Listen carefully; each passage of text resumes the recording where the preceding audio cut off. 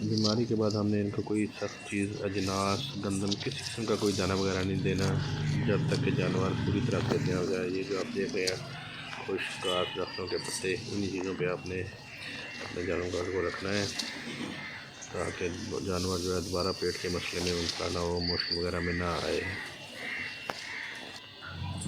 माशाल्लाह जी, ये जी PPR से जानवर रिकवर हुए हैं अल्हम्दुलिल्लाह जी, अल्लाह ताला ने करम किया है।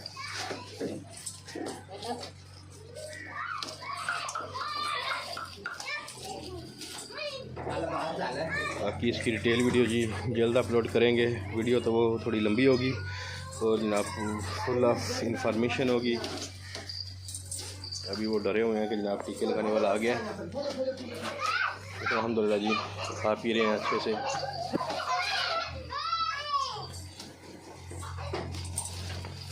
इधर तो आना, किधर जा रहा है, ज़रा मुँह दिखा अपना।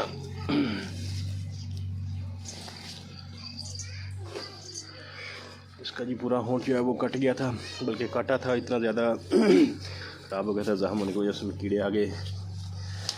कीड़ों की वजह से जख्म बहुत ज़्यादा ख़राब हो गया था। अभी इसका भी मुँह आपको दिखाते हैं। रुक जा, चले अभी नज़दीक आ गया।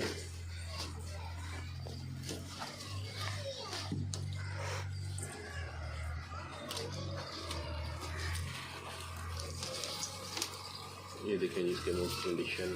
अल्हम्दुलिल्लाह जी जानवर ठीक है अभी।